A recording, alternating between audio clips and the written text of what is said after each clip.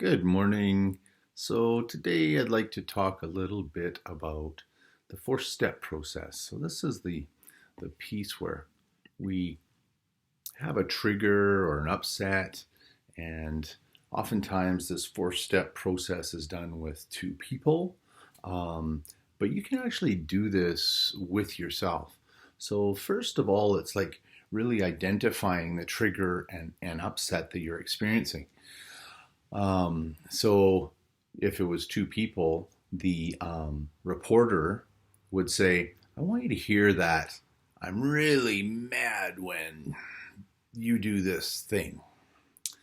And, like that you were late again last night or something to that effect. And the witness would say, I hear you. They might say, I hear you. Is there more?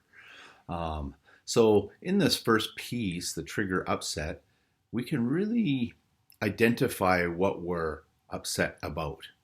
That's probably pretty easy to figure out what we feel we're upset about um, in the current moment. So there's always going to be, step two to this would be about the underlying feelings. So if it was two people, the reporter would say, I want you to understand that underneath my attack and blame, I really feel, the deeper emotion, like maybe scared, or something like that. And then there would be like a just like when as well. So an earlier pain, when my dad left when I was 6, it feels similar to that. So the witness would say, I hear you. Is there more?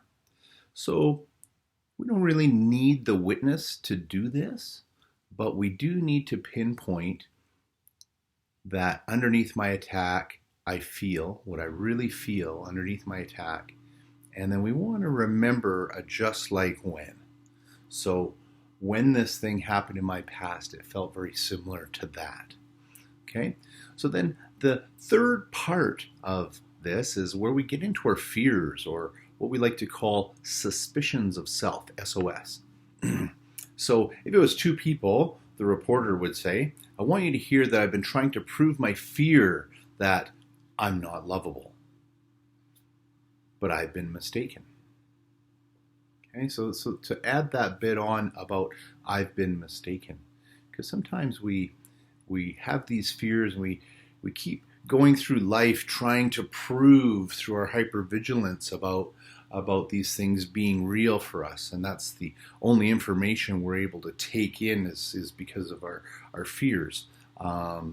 Maybe an example of that might be during COVID, people go onto the news things, and I think that there's news coming over here that says this thing, and news coming over here that says this thing, but they migrate to all the news that is saying this over here.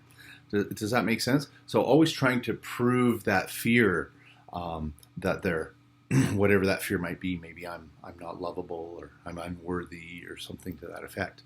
So a person doing this by themselves can recognize through journaling, journal this down, write it out, and I want you to understand what the process might be for you when you're journaling. So you would write down that I've been trying to prove my fear, my suspicion of self, that I'm not lovable, but I've been mistaken, right? And maybe there's some more fears that are involved with that. So you write out those fears, all of them that you can come up with, and then always try to make sure that you really put at the bottom that I've been mistaken. And so if it was two people doing it, of course, the witness would say, I hear you. Is there more? So that's number 3, the fears and suspicions of self. Number 4 is where the transformation comes from. So this is like where we transform the suspicions of self to the truth, the real truth. So if it was two people, the reporter would say, will you help me transform the belief that, and they would put in their suspicion of self, that I'm not good enough, and help me remember the truth, which would be the opposite belief. Okay, so let's say it was I'm not good enough before. What would the opposite of that be? I am good enough, no matter what anybody says, right? So, if it was two people, the witness would say, I'll help you remember the truth that you are good enough, no matter what anybody says or does. Do you accept the truth that you are good enough? And the reporter would say, I accept, or don't, the truth that the opposite belief is that I am good enough.